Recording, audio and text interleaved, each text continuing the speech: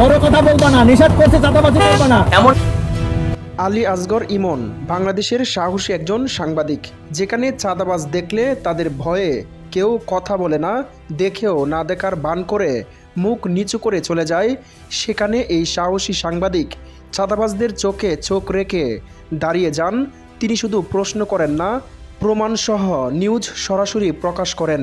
নিজের জীবনের চিন্তা না করে দেশ ও জনগণের পক্ষে কাজ করে যাচ্ছেন প্রতিনিয়ত।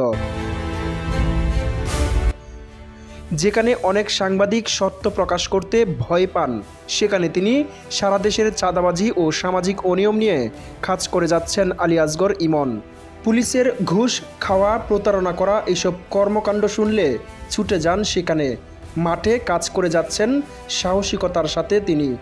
অনিয়ম করা ব্যক্তিরা ছাড় পান না আলী আসগর ইমনের হাতে। ইতোমধ্যে সারা দেশে নেটিজেনদের প্রশংসা কুড়িয়েছেন আলী আসগর ইমন। আলী আসগর ইমন শুধু একজন কলমে সাংবাদিক নন, তিনি একজন অ্যাকশন রিপোর্টার। অপরাধীর সামনে সরাসরি জিজ্ঞেস করেন, আপনি এটা করছেন কেন? ক্যামেরায় সব কিছু ধারণ করে জনসমুখে প্রকাশ করেন। ভয়, ভীতি বা হুমকি বা রাজনৈতিক চাপ কিছুই তাকে থামাতে পারে না। বাংলাদেশে একজন সাংবাদিক যখন মাফিয়া বা চাঁদাবাজদের বিরুদ্ধে যায়, তখন শুধু খবরের ঝুঁকি নয়, জীবনের ঝুঁকিও থাকে।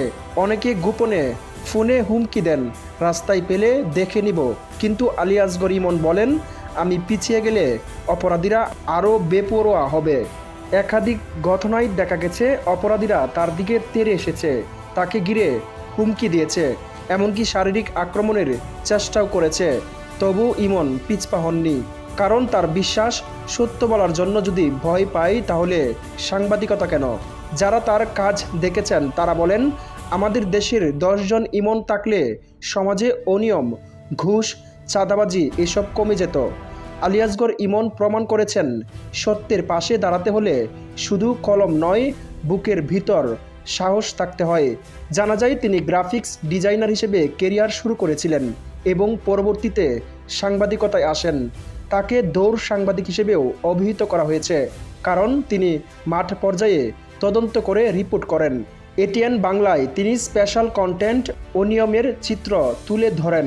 গাজীপুরের সাংবাদিক আসাদুজ্জামান তুহিনের মানববন্ধনে উপস্থিত হয়েছিলেন তিনি। সেখানে সাংবাদিকদের নিরাপত্তা নিয়ে কথা বলেছেন।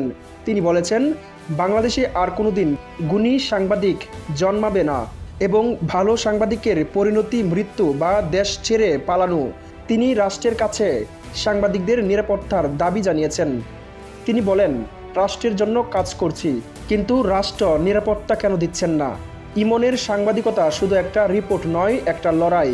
আলী আসগর ইমন প্রমাণ করেছেন, সাংবাদিকতা শুধু ডেস্কে বসে খবর লেখার কাজ নয়, বরং এটি সত্য ও ন্যায়ের জন্য মাঠে নেমে লড়াই।